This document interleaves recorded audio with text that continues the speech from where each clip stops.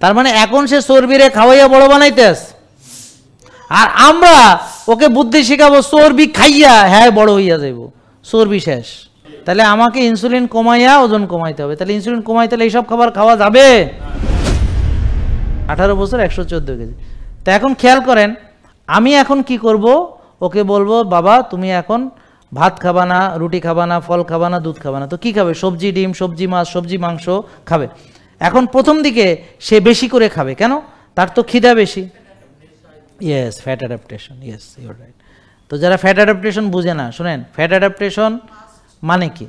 মানে হলো ওর শরীরে এখন ফ্যাট ডিপোজিশন হচ্ছে, জমে যাচ্ছে, ফ্যাট জমে যাচ্ছে। কেন জমে যাচ্ছে? কারণ ইনসুলিন বেশি আছে। তাহলে আমাকে ওর ইনসুলিন কমাইয়া ফ্যাট বার্নিং শেখাতে হবে। তো ইনসুলিন কমলে বডি এই ফ্যাটটা বার্ন করবে। এই ফ্যাট ডিপোজিশন থেকে তাকে ফ্যাট বার্নিংয়ে আনার জন্য যে প্রক্রিয়া, তার নাম হলো ফ্যাট অ্যাডাপ্টেশন। আমার কি বোঝাতে পারছি? এখন কিন্তু ও ওর চর্বি বার্ন করতে পারে না। কেন পারে না? কে বাধা দেয়? কে বাধা দেয়? ইনসুলিন। হ্যাঁ, এই তো এতক্ষণে বুঝছেন। এইটা আজকে বুঝলেন, ক্লিয়ার বুঝলেন, কনসেপশন ক্লিয়ার হয়েছে? না হলে আবার প্রথম থেকে শুরু করব। এটা ক্লিয়ার হইতে হবে। তাহলে ওর যে চর্বি গলতে বাধা দেয় কে? ইনসুলিন। তার মানে এখন সে চর্বিরে খাওয়াইয়া বড় বানাইতেস, আর আমরা ওকে বুদ্ধি শিখাবো চর্বি খাইয়া হ্যাঁ বড় হইয়া যাইব, চর্বি শেষ। বুঝেন নাই কথা?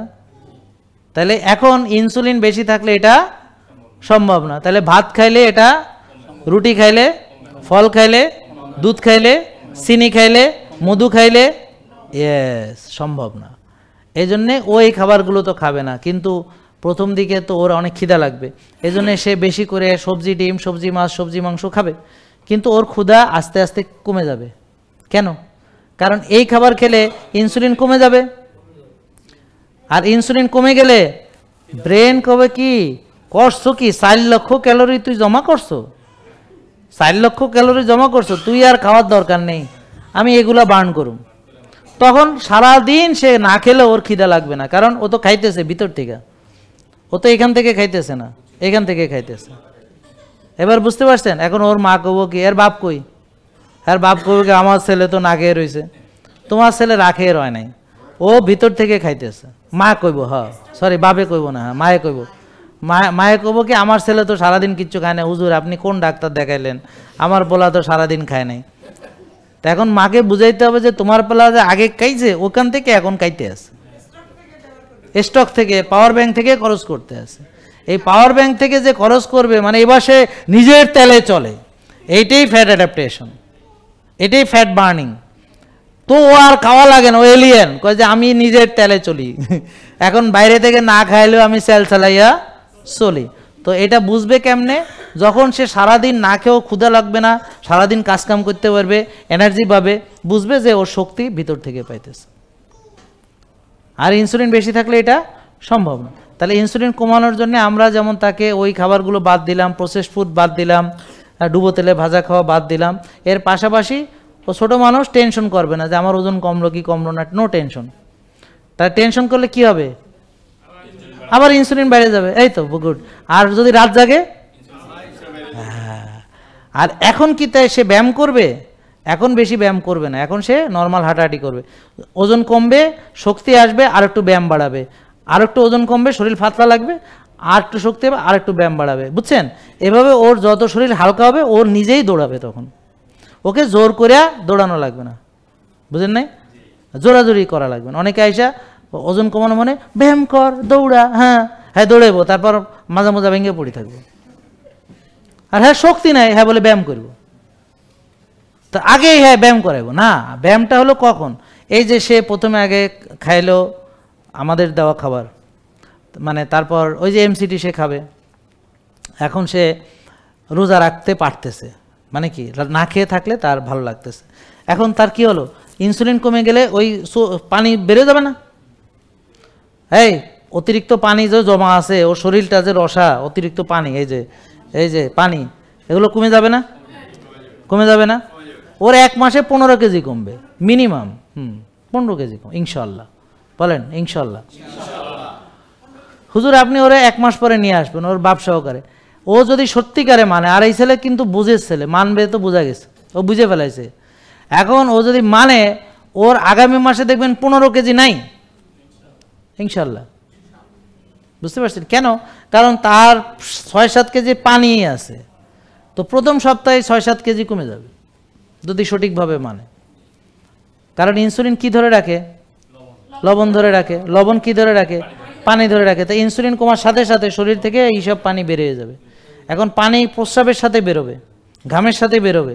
তা এখন প্রস্রাব খাইতে বলতেছি না, কিন্তু ঘাম তো মাঝে মাঝে খাইছেন, কি ঘাম কীরকম? লবণাক্ত। তার মানে প্রস্রাব দিয়ে বা ঘাম দিয়ে পানি শুধু বেরোবে না, লবণ সহ বেরোবে। এই জন্য সে যদি একটু পিঙ্ক সল্ট না খায়, তাহলে বসা থেকে দাঁড়াইলে মাথায় চক্কর দিয়ে পড়ে যাবে। তো এই জন্যে তাকে অবশ্যই পানিতে পিঙ্ক সল্ট দিয়ে খাওয়াইতে হবে। আর একটা ডাবের পানি রেগুলার খেতে হবে, পটাশিয়াম যেন ঠিক থাকে। মনে থাকবে কথাটা? ব্যাস, আর কিচ্ছু না। এরপর সে মোটামুটি যখন ওজন কমতে থাকবে, তখন তার শরীর পাতলা লাগতে থাকবে, তখন সে আস্তে আস্তে হাঁটার গতি বাড়াবে, তখন সে নিজেই ব্যায়াম করবে, নিজেই ভোরে উঠে নিজেই যাবে। মানে তখন আর তাকে ঠেলা গুতায় কিছু করানো লাগবে না। তখন উল্টা বলবে, একটু খা বাবা খা, কয়ে আমার খিদা নেই, আমি ভালো আছি, খামু না। আর মা কবে এইভাবে কি আমার বাচ্চাটা বাঁচবো নি? হ্যাঁ, কই যে তো বাচ্চা বেশি খেয়ে কি বেশি ভালা আসিল নি নাকি? বুঝেন নাই কথা? তো এখন সে এতদিন জমাইছে, এই ভিতর থেকে খাবে। তাহলে এখন ইনসুলিন কি করে? তালা মেরে দেয় কিসে? চর্বিতে। তাহলে ইনসুলিন না কমিয়ে এই যে এখানে দেখেন চর্বিতে তালা মেরে দিছে। এই দেখেন, এদিকে এদিকে আসো, এদিকে আসো। এই দেখেন, এই যে ফ্যাট, এই যে ইনসুলিন কি সুইচ আছে ইনসুলিনের কাছে, ইনসুলিনের কাছে চাবি আছে, চাবি দিয়ে কোষের দরজা খুলে আবার এখানে তালা মেরে দেয় ফ্যাটের মধ্যে। তো ইনসুলিন বেশি থাকলে চর্বি জমবে খালি। ইনসুলিনের কাজ কি? চর্বি জমানো আর চর্বি ভাঙতে বাধা দেয়। তাহলে ইনসুলিন বাড়ে কিভাবে? বেশি খাইলে, চিনি বেশি খাইলে, ভাত বেশি খাইলে, রুটি বেশি খাইলে, টেনশন বেশি খাইলে, রাত বেশি জাগলে। মনে আছে? তাহলে আমাকে ইনসুলিন কমাইয়া ওজন কমাইতে হবে। তাহলে ইনসুলিন কমাইতে হলে এইসব খাবার খাওয়া যাবে? হ্যাঁ। আবার এখন যখন কোষ খালি হবে, তখন সে খাইতে পারবে না, সব পারবে, কিন্তু নষ্টটা খাবে না, প্রসেসড ফুড খাবে না। তখন সে ব্ল্যাক রাইস খাবে, কিন্তু সাদা চাল খাবে না। আমার কথা বুঝতে পারছেন? সাদা চাল কেন খাবে না? কারণ ওটার ভিতর কেমিক্যাল ফার্টিলাইজার, পেস্টিসাইড, ওটাতে ফাইবার নাই, এই জন্যে। আর আমরা আগে কোনোদিন সাদা চাল খাইতাম না, আমরা খাইতাম ডেকি চাটা চাল। মনে থাকবে? তাহলে এই যে আজকে শিখলেন এই সূত্র ইনসুলিনের, এইটা প্রতিটা মানুষের, একেবারে বাচ্চা পোলাপান, এই যে 10, 11, 9 বছর থেকে শুরু করে এই 75 বছরের এবং 85 বছর সবাইকে শিখাইতে হবে গণহারে। এইভাবে যখন আপনি শিখে যাবেন, আপনাকে এই যে রোগী হিসেবে পোষা আর কারো পক্ষে সম্ভব হবে না, কোনো ডাক্তার পারবে না। আপনি জাস্ট করুন কি, ঠিক আছে তোমাদের ডাক্তারি পরে হবে, আগে আমি ইনসুলিন কমাই, আগে আমি কোষ খালি করি, আগে আমি হোমায়া ঠিক করি, তারপর যদি লাগে যামু।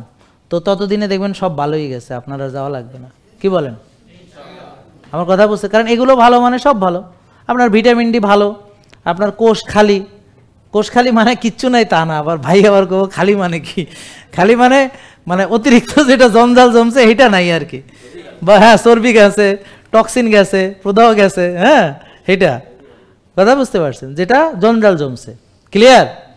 তা এখন এই ছেলেটা, এখন ধরেন ওর জন্য এটা পুরস্কার হিসেবে দিলাম, বাবা নাও তুমি এই হলুদ খাবা। হ্যাঁ, ঠিক আছে, ঠিক আছে, থ্যাংক ইউ। তাহলে আশা করি ইউসুফ পারবে ইনশাল্লাহ, এবং ইউসুফকে আপনি নেক্সট টাইম নিয়ে আসবেন, আমরা ওর উন্নতিটা আমরা দেখব। মনে থাকবে?